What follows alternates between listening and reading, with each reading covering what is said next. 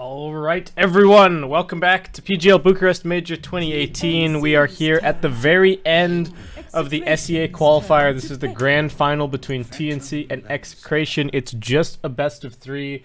These two teams have run the gauntlet all the way through the rest of the qualifier, and here they stand right on the precipice.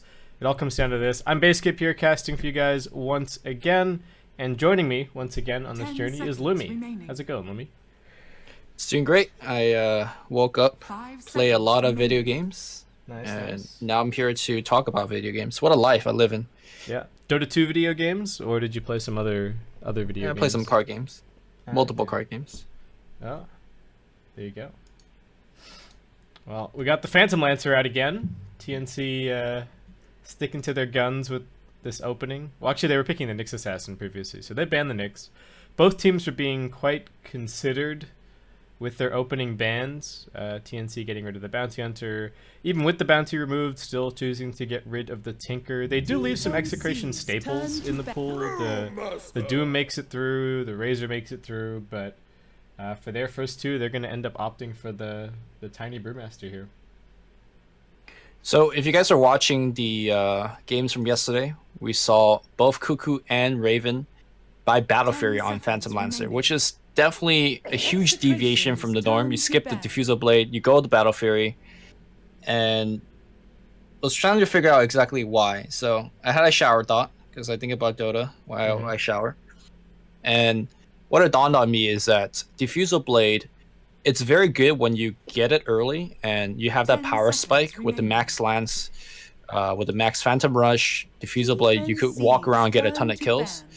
But then PL really dips in power as the BKB comes out, because you don't affect, like, you actually don't do any damage at all once the heroes are BKB'd. But if you go to Battle Fury build, what we seen yesterday is that all the cores that are BKB'd, PL just doesn't care. Just actually walks up and kill them. And still, it's not as strong as the Diffusal Blaze spike, but it makes your late game that much stronger. And with the Diffusal Blade, you don't get to 25 nearly as fast as the Battle Fury build. It's definitely much more of a late game oriented build, but it really fits the playstyle of TNC, because they're not exactly looking to end the game fast.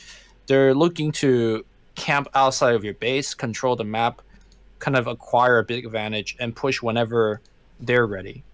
These games have really gone on to like 40-50 minutes.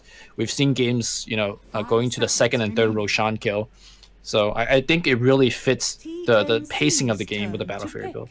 Yeah, I like that playstyle as well a lot from TNC to kind of build on that point, because we have seen a reasonable number of games in this SEA qualifier that have gone, the team that actually takes the first lane of Rax ends up being the team that loses the game because they just stall out at that point. And they don't seem to have the momentum to quite completely close it out. So I think being a little bit more considered and thinking about the fact that you do need to still scale into that sort of 40-minute period is something that's quite important, and it seems to be something that TNC are really good at in terms of not being so greedy that they get completely run over, though they did get run over in the one game yesterday, but then still having the tools to kind of farm up and do what they need to in the later stages. Execration does have the Brewmaster, which we've seen matched up against PL many times now. And of course, the Dispel magic from the Storm region allows you to quickly find out where the real PL is. And Execration does the draft where you pick up all your cores first. Yeah. And save your supports for later. What a way to go. Yeah, that's a really interesting start from them. I'm a little bit surprised to see the Brewmaster come out. I think he's quite strong, but I think he's also quite strong as a counter pick, right? Once you kind of have an idea of what the opposing safe lane is going to be, you can pick the Brewmaster into something that has no way of dealing with him. But TNC, if they wanted to here, they could pick up something like the Gyrocopter, which does really, really well against the Brewmaster in lane. I think there's even a couple of other carries that also match up reasonably well against the Brew, either in terms of just being able to have kill potential. They set up for their supports and the Brewmaster can't ever really come forward, or they just don't care so much about the Drunken Haze. So I'm surprised to see him in the first phase like this. I like Medusa a lot. Just sit in front. I mean, sure, she gets tossed up in the air for such a long time, but TNC is working with two hyper carries that you have to deal with. and I don't think Brewmaster is enough to control that. But back to the PL point real fast. So I think this would be the game to really see if TNC is going to go Battle Fury, because Diffusal Blade is amazing this game, and none of these heroes would buy BKB. I mean, Tiny can, Brewmaster can, but they generally won't. So we'll see if it's still going to be a Battle Fury rush. And, you know, I have an inkling feeling that it still might, because it just farms you so fast and it ramps you to 25.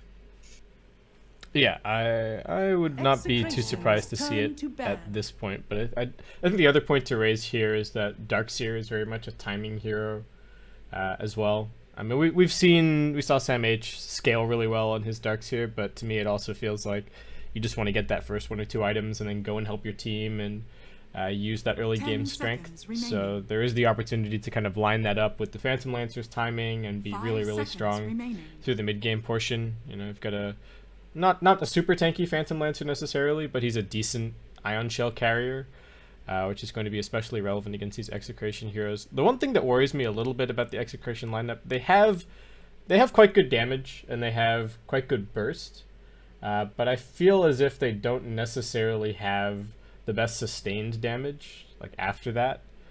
So I worry that if TNC tank up and they get enough defensive items on this Darkseer, that's where things could get really difficult for Execration to actually find kills. I mean, pre-25 for PL, yes. Post-25 pre-PL, they have all the damage in the world. So it comes down to which stage of the games you're taking a fight in. And also, currently, they don't really have the best way to prevent the Brewmaster from getting off a split. Bane technically has 2 spells to do it, but neither of them are really reliable, especially in the face of a Puck and Disruptor. So I wonder if TNC will pick up something for that. And looks like they ban out the Raven Timbersaw, which actually went Super Saiyan yesterday. It was insane. Yeah. Oh yeah, it was so good. That was very good showing from TNC. I mean, all the games that they played yesterday, I feel like TNC played some very solid Dota. In terms of your overall expectations for this series, Lumi, what are you thinking? 2-0 TNC. 2-0 TNC, yeah. I'm thinking along the same kind of lines. TNC just look much stronger. I mean, you, I think, half joked yesterday that TNC versus Fnatic really was kind of the grand finals. And, oh, Ember Spirit. All right, this is a PL counter for sure, but that now means that we have a position for Tiny or Brewmaster, right? Or Puck. Position for Puck would be so weird. EG ran position for Puck before, so okay. 5 seconds I mean, you gotta think that Execration is literally Lumic and 4 other position 2 players, right? Like Raging Potato used to be a 2, or a 1 even. So you give him a hero like Puck or Tiny or a Brewmaster, he'll be able to play it. I guess that is one of the benefit of having a roster like this. Yeah. So what do you think their best way to set the lanes is then? Like, what matchups I think they still have the ability to change even now, right? You see the last pick, if it's a hero that does very well on Puck, you move him on support. And then you like put the Tiny mid and Brewmaster offlane. And then if it's a very good matchup against Tiny, then you could put him on support. I don't know currently what they're thinking in terms of who is really the support, but the strength of the draft is that you can still switch even at this moment, which is really cool. Not something you see, ever actually. I'm wondering how TNC grab more lockdown. I think that's what they're looking at here, right? They're like, oh, we don't, like you've been saying, they don't have great ways to interrupt the split. They don't have really good ways to lock down the Puck. They don't really have amazing ways to lock down the Ember. Something like a Void kind of comes to mind, but then its synergy with the rest of the TNC lineup is, I mean, it's not awful, right? You've got the Darkseer to move people around inside the Chrono or vac people in, so long as you play it properly, the Phantom Lancer should still be able to do some damage into a Chronosphere, but it makes their lineup a bit weird and can be kind of hard to play against the Puck and the Disruptor. So, I don't know. Yeah, I mean, most of the carries that have stuns are like Sven and Wraith King, but you don't really want to pick it into a Brewmaster because you don't want to spend all your time up in the air. Storm Spirit might be an interesting pick, but looks like it's going to be a Death Prophet, which, I mean, check some of the boxes. You do have a Disable, but will it be enough? Yeah, the silence is going to be helpful. This is another. I mean, I guess I talked yesterday about feeling like the Death Prophet kind of falls off as a hero, but it ended up she being does that not. Death Prophet was a-okay scaling into the later stages. So not necessarily 100% in with this sort of timing push necessarily. I do like the Death Prophet a lot more when you're picking it with defensive supports. When you have like a Dazzle or an Oracle or something that just lets the Death Prophet play however she wants in fights, and then still have that little bit of extra survivability to back her up. I mean, the Bane is kind of a defensive support, but not nearly on the same level as some of the healers. So I think the really nice thing about Clockwork is that normally when he throws down the power cogs, it really messes up with his allies, especially the melee heroes. But I think Death Prophet in particular doesn't really care. In fact, she might sometimes even want to be trapped in the cogs. And then, of course, PL is so mobile, he could get out of the cogs if he wants. So I think the Clockwork as a both offensive and defensive support has really nice synergy in this game. yeah, so it is going to be position 4, Raging Potato Brewmaster. We've got the offlane Puck, mid Ember Spirit, Lumic, of course, on his Disruptor, and then we've got a safe lane Tiny, played by Nando. Over on the TNC side, was a little bit easier to predict their lanes. We got Tim's on the Clockwork, Cuckoo's going to be on the Death Prophet heading mid, Darkseer, Sam H in the off lane. We'll see if he can live up to his #1 net worth performance yesterday. We got Raven on the Phantom Lancer, and we got 1437 finally on the Bane. So Raging Potato starts out with Boots and it's just a sheer tango. Boots Stout Shield. We've been seeing a lot of these kind of bruiser melee supports been getting a lot more items. Pylai Dai yesterday went, Salve double salve and a stout shell. Yeah, and tangos, and I think he had a clarity in there as well. So is the intention here just to play with the Puck and be a big bully? I mean, the Puck's even got an Orb of Venom picked up in his starting items, so to me that suggests that they're looking to really run at this bottom lane, potentially. Yeah, they want to shut down Raven in the lanes. Oh, Raven quickly walks away from those trees. Don't want to be near there. And of course, we're going to see the best ward ever. Blocks the camp and sees nothing. Yeah. It's a Sam H I mean, ward. I guess you could cut this tree and see a lot, but then it kind of gives away that there might be a ward there. That would be super suspicious, I think. But yeah. Well, for now. I mean, you just take a fight around here, and then you just tangle that tree nonchalantly, you know? Yeah. Is the spawn box of this camp big enough that you can't cover the whole thing with one sentry ward? Because a lot of these camps these days are small enough that a single sentry, even outside of the camp, covers the whole thing, right? Which is made... Pretty sure there's like some edge. Like I think... Well, I can't ping on the map or draw on the map right now. Yeah. But I'm sure some of the corners you can't cover. Yeah. I actually haven't sat down and tested yet, so I'm not sure. This is something that I should know, but I don't know for the specific camp. Okay, what's gonna happen down bottom here? Execration. Do you think they try and steal the wave, or do you think they just try and run right at Raven at level 1? I don't think you need to steal the Rave, because Raven by himself won't be able to do anything against the Brewmaster. And in fact, I think the idea of the Stout Shield is that it allows him to kind of harass in the wave alongside his Puck. So that's probably what's going to happen. I say that, though, they are very well poised to actually pull the lane. Nope, gonna be backing themselves up now. Looks like no interest in that from Execration. We got a double bounty for the Ember, double bounty for Cuckoo on his Death Prophet. And I'm interested to see how this matchup goes. I think this is actually a really good matchup for the DP. So we'll see how Execration kind of manage that.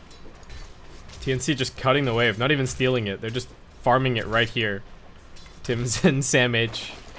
I think they want to. Oh, they want to go under the tower with their wave. All right, there you go. Nando, what's he gonna do here? He can't clear the wave nearly fast enough. The battery assault's coming in. TNC just giving them the move click.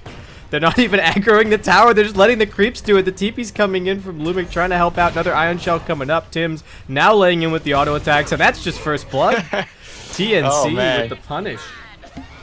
Very nice. To me, that's actually Nando's mistake. Like, he came out fully not respecting the fact that they can't make that tower. Like, he could have probably sat in the trees and reserved Tango to cut out from the other side, and he honestly will be 100% safe, but... Yeah. Yeah, walking Yeah, into the greedy. wave was not helpful at all. Yeah. 147 taking some damage down bottom, but he does have the Enfeeble over on the puck, so not really taking much damage there. Raven actually finding some pretty decent CS, and the wave is pushing forward, so a little bit of space. Unfortunately for 147, his pull camp has been blocked, so he's not going to be able to reset the lane position too well, and we'll just have to keep on fighting this one out, it looks like. Yeah, so the presence of the Brewmaster on the bottom lane forces the Bane to go there. And that means it gives the middle lane a fair 1v1 matchup for Cuckoo versus Carl. Honestly, the Ember still loses this lane, but he at least gets something out of it. If the Bane had been here, Carl actually doesn't even see the creeps. Did he get the Sleight of Fist level 1 to dodge... Cancel the South? No, maybe, he used maybe to cancel South. like a South. Yeah. Probably. No, he did. I saw did? it. Oh, okay. He did. Yeah. Oh, that's nice. Well, he's taking a bunch of damage now, but and there's a regen. Oh my god, there's a regen rune for Cuckoo. He didn't even use that much mana before he found it. So. Nope. Yeah. There you go. Sleight of Fist cancels it again. The value. He's not really approaching the wave though. That's a bit problematic. The wave is pushing in quite a bit. Nando gonna get the avalanche off, preventing Tim's from getting in, but there's the surge. There's also a cog available. Tim's just going in with the battery assault for the time being. Nando does not actually have a toss. Tim's pops down the cogs, does not get Nando inside of it, and now a little bit of a turnaround as Lumic comes over. They're gonna harass Tim's a bit, but I don't know if they actually get this kill. There's an avalanche. He does have the tree grab, in fact. They might bring him down. He's got the boots. They can't lob the tree at him. The range creep's getting in the way. And he will be able to escape. Oh, and meanwhile at mid, Cuckoo is in between the tier 1 and the tier 2, almost finishing off Carl. That last auto attack, not quite enough. He's baiting him a little bit with these wand charges, in fact. So Ember Seer is a hero that we haven't seen lately, and there's a couple of reasons why. As Carl, who pops that magic wand and survives the nuke, the lack of PMS makes melee mid much harder to come by. You pretty much have to be like Dragon Knight or Tiny to actually stand mid against some of the range heroes because you eat so much harass. Is Tiny even a melee hero? No, actually Tiny's like a 400 range hero. Pretty much. Yeah. And then also, obviously, they change. They nerf Battle Fury quite a bit, and they nerf some of the magic build of Ember quite a bit as well. So, Ember as a hero is just not really good right now. Yeah, he's just been hurting. But this is potentially one of Ember's best matchups against the PL. If you go for the physical build, which it does seem like he's going for, just based on the Aquila that he's got queued up at the moment. So, likely looking at the Battle Fury. They're just going to take some time to come online, but I suppose that's where the Brewmaster and the Puck are really supposed to come in. They're going to be the big playmakers. And it's not like Ember going for... It doesn't matter really what build you go for. You can still make an impact, right? Your spells are just so good for ganking in the early stages. I think the spell build lets you make an earlier impact, and the spell builds are generally the best way to recover when you have a start like this. Because honestly, it doesn't matter that he's doing very poorly. It might matter now as Tim's comes around. Yeah, they got him slowed down. A couple of auto attacks. All they needed to do is drive him back towards Cuckoo. I don't think they even really need any damage from Tim's there. And Yep. poor Carl is dead, getting doubled up on the CS. Not a good look. Also going to lose both of these range creeps to the tower. Pretty sad story for him. He was really waiting for that experience delivery. Down bottom, Raven still getting harassed, but doing okay. As I was saying earlier about Carl, like all he really needs to do is get level 6, go to a lane and triple remnant and get a kill. And he's kind of back in the game. Or they could just rotate one of the supports over to mid, right, and try and get the DP with that same move. Yeah. Initiating that might be a little bit tough. Lumic's actually doing all right in terms of levels. Oh, another attempt, perhaps here. They're going to surge forward Tim's. Lumic going to go for the glimpse back. It does throw him inside of the cogs. That's just going to be a bit of farm for Lumic on his way back. But TNC still applying hella pressure up here at top. It doesn't really showing up too much in the tiny CS. Nando doing pretty well for himself. Do have to give him some props for that. This is not an easy lane to be playing against, and he's actually neck and neck with the Darkseer. Again, Tiny is just a hell of a laner. Yeah, he's a good hero. You can certainly see why teams are prioritizing him. He just seems overall quite versatile, has a couple of different builds. scales reasonably well, well, has a decent impact at all points of the game. I feel like the new incarnation of Tiny does maybe scale off a little bit compared to some older, like the older version with the old Ags, but still not too shabby. He just comes online that much quicker. Like, you don't need to get the Ags. You could always have the option to buy Blink Dagger and play for your team.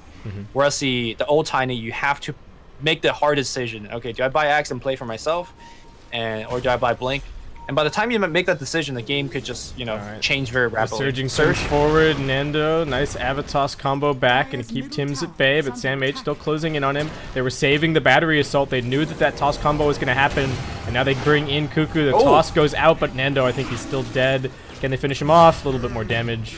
They definitely needed that rotation from the DP, I think, to find that kill, but it worked out pretty nicely.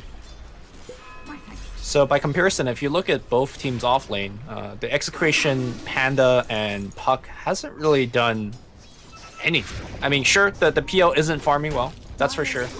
If you even compare to the CS of the Tiny versus PL, the PL is actually very far behind, despite the fact that Tiny has been the one that's dying. That's mostly thanks to the Drunken Haze, but Raven will be able to catch back up, and looks like we are not going to see the max Phantom Rush build, which I still don't really get the idea of. Yeah, TNC's going to Galaxy Battle, right? I'm gonna have to ask them. What is this madness? Yeah, that's true. We can ask them about it. I guess the idea is that it is actually a decent farming spell, right? Moving from camp to camp pretty quickly with a 4-second cooldown and the bonus agi actually speeds up your farm rate if you go for the Battle Fury build. Raging Potato under the tower, now tanking some shots. Is still pretty tanky. Tims only level 4. Can they slow him down? I don't know if the Spirit Lance is going to be enough, but Tims wants to try for it. It is going to take him a second to activate the Battery Assault, and that might be all the window that Raging Potato needs. Nope. Actually, now with another Spirit Lance slow coming through, Tims just going to cut him off. He does manage to grab the bounty room, but looks like Raging Potato 100% dead. Raven just going to snag that last hit, keep himself afloat in terms of farm. But things looking really good in this early game for TNC. Almost a 2k net worth lead, 1.5k experience, 4 kills. They've got Lumic here on the mid lane, it looks like. Kinetic Field's going to get dropped down. Raging Potato arrives. He also just takes a Spirit Siphon for his troubles. This Death Prophet doing a lot of work in the early game for TNC. Yeah, I mean, this tier 1 tower top is already gone as well. So that's the big source of the net worth lead, I suppose. But doesn't show any signs of stopping. That and the fact that Sam H was able to farm both the lane and the jungle camp very efficiently. I mean, you see, they're either double iron shelling the creeps in lane, or they're doing it to the jungle, and they're getting so much gold from it. Oh my god, Raging Potato just getting chased all the way away from his tier 1 tower by Cuckoo. Looks like they might... Oh, okay. I was about to say they might not even need the Exorcism to get this one, but Cuckoo just gonna pop it. Does get glimpsed back in. He's a little bit low on life. Does need to be careful about tanking any tower shots. This Creep Wave's doing the job for him at the moment, and Tim's also willing to help out. The Ember Spirit is on his way in. He's got that triple remnant, but he's going to get bounced back by the cogs. The Spirit Siphon coming in, and Carl unwilling to commit too heavily into the Exorcism. He could die super fast, and his Flame Guard actually got knocked off really quickly. Well, it is not surprising that Execration is actually getting roughed up in this early game. They have picked up pretty greedy of a lineup. Essentially 4 cores, and all of these cores don't really come online until much later. If you check over to Tiny, he's got a Midas queued up. I mean, I guess he knows what's up. Catch up Midas? Oh, you mean the Brewmaster or the Tiny? Yeah, sorry. Yeah. Brewmaster, yeah. But yeah, he's had that queued up since the beginning of the game. He's actually had this entire build queued up in his quick buy. He had the Tranquils, the Soul Ring, and the Midas, all all lined up one after the other. So yeah, Raging Potato knows exactly what his game plan is. Picks up the Tome now. He's also got an Invis, so he could use the Tome, get the and Primal ult. Split. Yeah, or clap Primal Split. And maybe find a kill somewhere. All right, nope. He just got farm on the brain. Gonna take that mid wave, maybe feeling like he just doesn't have anybody to link up with. They do have the Puck Dream Coil ready to go as well.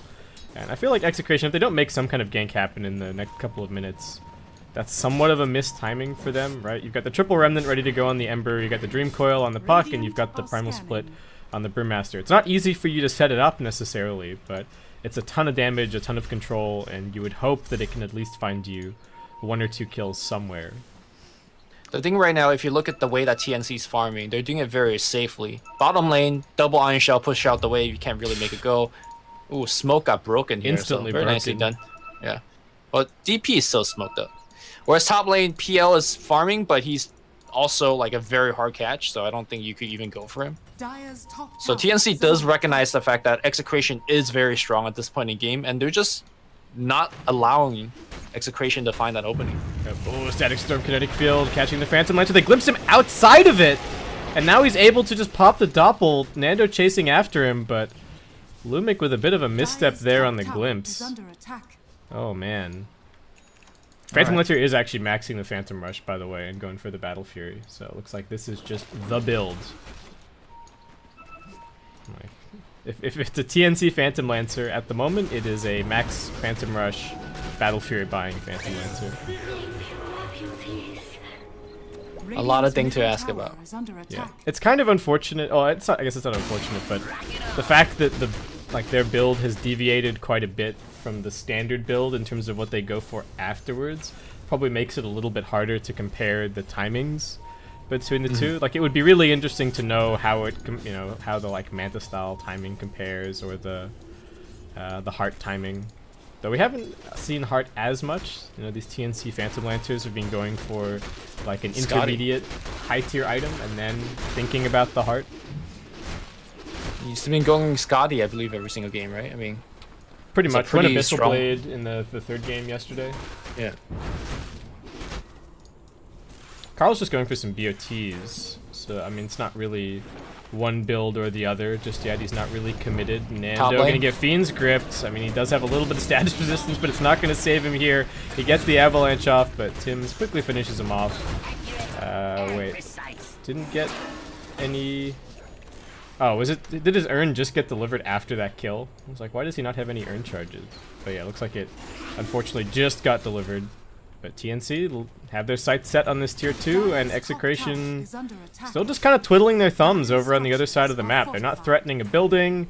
They can't really against the Darkseer. Sandmage's just hiding in the trees and spamming ion shells. And looks like it's just going to be a kill in a tower absolutely for free. TNC are walking away with this game, Lumi. Yeah, I just feel like Execration with their lineup have really little counterplay to anything. The only spell, again, offensively that they could use are like Puck, Coil, and the triple Remnant.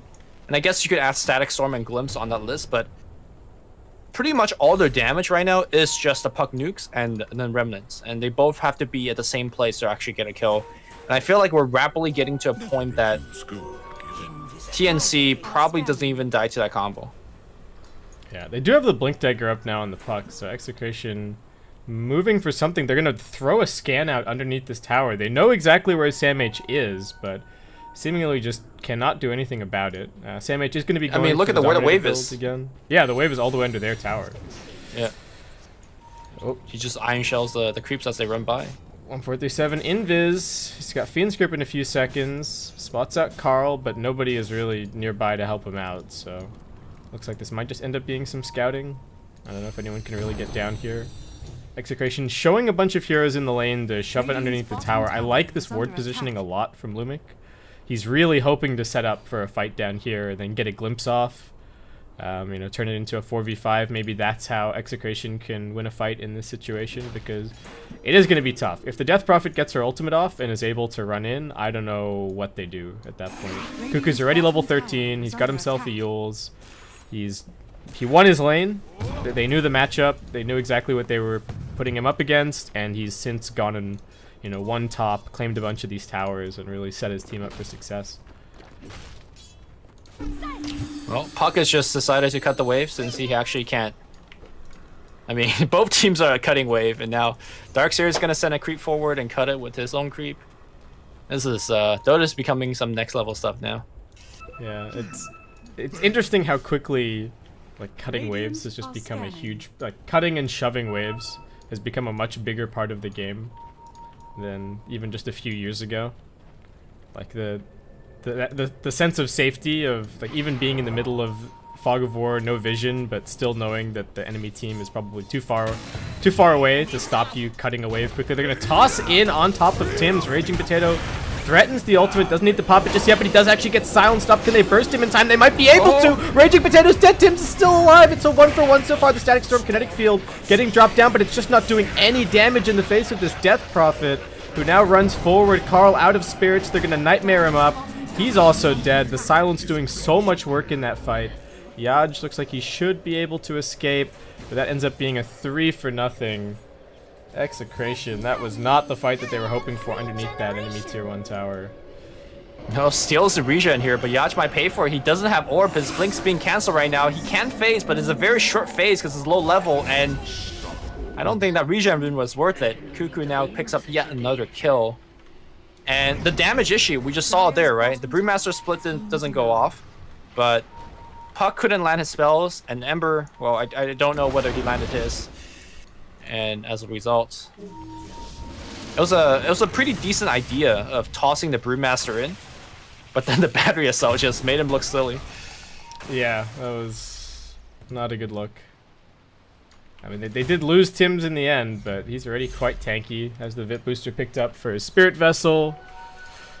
And Execration, what are they going to do? Are they even going to take a tier 1 tower this game, Lumi? I'm starting to even question that. Like, they just can't seem to win a fight. Exorcism's down for 60 seconds. This should, in theory, be the window for Execration. They've got the Static Storm back up in 2 seconds' time. They want to make something happen, but they seemingly just can't push. Carl's getting run at by Raven, taking some damage. Is going to queue up his own Battle Fury after these BOTs. So that's maybe the one remaining hope for Execration, is that they can just get a super fat PL and he can kind of carry them. They are going to go onto the Clockwork once again. Tim's taking damage, but he's super tanky. The Static Storm also getting dropped, potentially just for him. He breaks the coil, managing to run back through. They popped a lot for that kill. TNC still hiding inside the trees. Sam H, 3 points up in the vacuum. Primal Split going to get popped. Raven might now arrive, just working on the pandas. Doesn't have a care in the world. Actually might even be able to bring down the Storm Bruling. They send the Tiny up into the air, vacuum him back. No mana left. Gets Fiend's Gripped up. And that is going to be the end of him. They just got the, once again, just the Clockwork kill. Carl does get some damage on the mid-tiered one, but that's it. They just don't have damage. They don't have really nuke damage. I mean, apart from the Brewmaster and Ember, but again, it's just... Yeah. Well, poor Raging Potato. I mean, he pops the Shrine, but that's just bonus value for TNC on that kill. Oh, man. And now what? Hook gonna catch across over onto Yaj and his Puck. He doesn't get the phase shift off, but it's only level 3, and now he gets pushed back by the Cogs before his Blink Dagger comes back off cooldown. TNC not even having to really... I mean, they're playing well, but they don't even have to bring everybody to find these picks. Just kind of farming Execration across the map. Yeah, they have such a big goal lead, item lead, that unless Execration bring, you know, twice the member that TNC has, they're not gonna get the kill. Yeah, Nando's spotting out Sam H here. I mean, I don't think he has the damage to combo him down. His Shadow Blade's gonna end up fading, so Sam H is gonna get out. This is one of those situations where the Disruptor, when you're behind, feels insanely weak, right? Like, there's nobody's dying. He doesn't really bring that much damage. They're running in your face, so nobody cares about Glimpse. Like, I think that Satyr Banisher with the Iron Shot might have been able to kill him. Like, no joke. Just run it next to Darkseer or Disruptor, purge him. Yeah, purge him every 5 seconds. Yeah. Oh, alright, Tiny's going for a blink. Ember still 1 item away from completing his Battle Fury. Carl actually farming reasonably quickly, but I think that's just because he's been, like, has actually been able to move around a little bit and hit some creeps. 1437 with yet another Invisor, and they do have an Observer Ward up here on the high ground scouting the movements of the Ember. I mean, Ember, yes, is farming well, but the hero just needs so much before he could do anything, and that's why I'm not as big of a fan of the physical Ember, because you just come online so much later. He has BOTs and almost a finished Battle Fury, but guess what? He's not ready to fight yet. Like, he needs maybe another item on top of that. They found the Puck once again. Yaj able to jaunt himself a little bit further out. He's got the phase shift, should be able to blink, but Raven cutting down those trees. Is the Rocket Flare going to scout him? No. Alright, looks like he should be okay. But Raven straight back to farming, working straight towards a Manta. They get the grip over onto the Brewmaster. He's silenced up. They do manage to cancel the grip from 147, but it just does not matter. They're moving wherever they want. Raven's pushing top, rest of the team pushing down mid. They do finally end up losing the tier 1 at bottom, but they'll happily take the tier 2 in exchange, it looks like. And maybe, are they just going to head straight into Roche? Maybe pop an Exorcism for it? Radiant's bottom tower is under attack. Looks like Sam H doesn't have his standard Solar Crest. Does Death Prophet have one? No. Neither. I guess they don't feel like they don't really need it. I do like the pipe a lot this game. Even just in terms of, you know, potentially saving somebody from getting bursted by the Tiny. Almost all the damage on Execration, at least for now, is still magical. Magic. Right? Carl is kind of picking up some physical damage, but... Yeah, the Death Prophet also has a hood. I don't think she'll upgrade it into a pipe or anything, but it's quite good of a survivability against the Remnants. In fact, the Remnants, I keep talking about them. Have we even seen them yet? I don't think it's done anything, really. He's pretty much just using them for, like, just farming at this point. Well, not even using them to farm, but it's just safety. Yeah, have the panic button ready to go. Cuckoo buys a very early BKB, so this is, to me, just slamming the door shut on Execration. It's like, hey, we have no comeback potential. It's going to be a long while before Execration can deal enough physical damage to kill Cuckoo. Yeah, no, it's going to be tough. Middle tower What do you think he goes for next? Octarine, Shivas? BKB Shivas. Yeah. BKB Shivas is always a very good way to go about it. Yeah, it just makes you insanely difficult to kill. All Alright. Raven, once again, going to be going for that Scotty. This seems to be TNC kind of settling into their... Well, Primal Split's being popped bottom, but I think this is more to try and save the Brewmaster than it is to get any kills. And the hookshot is actually off cooldown, so I would anticipate that Tim's going to try for that once he pops out. Raging Potato, is he going to be able to escape? 1437. Maybe doesn't want to use the Fiend Script. Nice Rocket Flare, going to scout him just a little bit, and now they get the hook in. Raging Potato looking 100% dead. Just going to be some Spirit Vessel charges for the Clockwork. And they'll go join the rest of the team in pushing in this bottom tier 2. It's the last outer tower on the map, and it seems like TNC are just moving into their holding pattern, right? Where they sit, they farm a little bit. They are hitting quite a strong timing. They've got the level 3 Exorcism ready to go in a couple of seconds, so maybe they'll force down the tier 3. But they're so good in this situation. They're so good at playing from ahead. I mean, they still have Aegis up, right? So... Yeah. I think they can quite easily go high ground here. They know that the Primal Split is also on cooldown. Cuckoo getting comboed, gets tossed out of the Static Storm. It's actually going to just prevent the rest of the team from coming over, but Cuckoo pops the BKB and just runs in. He's going through everybody. They cancel the TP out on the Tiny. He's going to be finished off. Execration trying for a cute play, isolating the Death Prophet from her team, but it just does absolutely nothing. Cuckoo laughs it off, and they go straight onto the lane of Rax, looking like it is going to be probably like a 25-26 minute GG in game 1, Lumi. Oh, it could be right now, man. Raging Potato in a lot of trouble. He's going to get brought down. Puck getting pushed back. Silenced and gripped. They're touching him every other way. TNC will get the tier 3. Exorcism has ended, but they could just right-click it down. That is 2 lane of Rax with 1 Exorcism. That's what I call value. Yeah, that's, this is a real get out of my game moment, I think, from TNC. They don't have to go anywhere. They're all healing up. Look at the Darkseer's HP regen. He's got 50.1 HP regen. Picks the 12 HP regen talent as well. He's not going anywhere. Raven still has the Aegis. Mega Creep's coming up, 25 minutes in. Yeah, all Execration can do is watch. A pretty poor draft by Lumic. Yeah, I feel like they outdrafted themselves a little bit. Yeah. Just with the lineup. Oh, the silence coming out before the Primal Split can even be used. Nando tossing his teammates into their death. There's the good game well played being called, but not before Lumic hits the ground. Raging Potato coming back, and once again he's being nightmared. Can he get the ultimate off? They just won't even let him. The Ancient explodes before he can even get it off. And Brewmaster sits there dejected. Poor Execration just got completely manhandled here in game 1. Boys and girls, and that's why you don't pick 4 cores. I mean, I think that is probably not the 100% the takeaway. Really, they had 4 cores, but I don't think that's why they lost. It's more that they had 4 cores that took forever to get online, and they had 4 cores that couldn't win their lanes.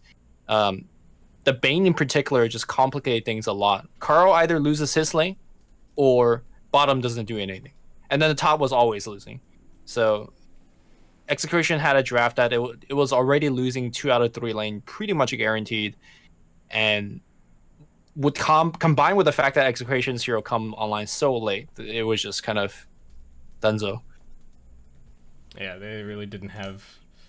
It just feels like they didn't get to make any plays at all in that game, right? Even from minute 0, they were just getting run at by the Clockwork plus the Darkseer under the tower, and getting killed off. TNC felt completely in control of that game. The last pick, Death Prophet, did so much work. I think it was the perfect last pick. I still believe in Lumix drafting. I think that they can.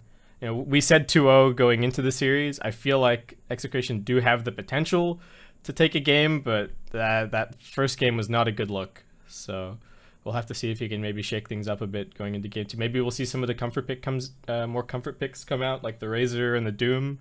But they got left in the pool and kind of ignored. So I guess we'll just have to see.